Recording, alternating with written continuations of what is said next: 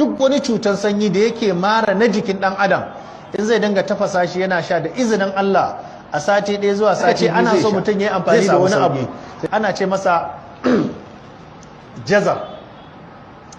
Me ake kira jazar? Shine karas.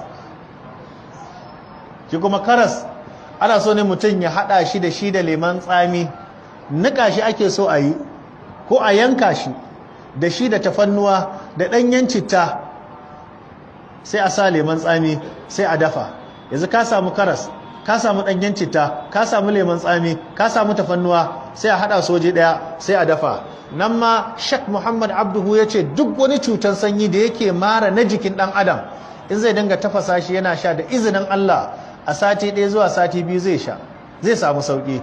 Sai dai shi wannan ƙaramin yaro zai sha, mace mai ciki za ta sha, tsohuwa za ta sha, babba zai sha, yaro zai sha. Domin akwai magungunan da akan hana mace ta sha mai ciki ko mace mai shayarwa.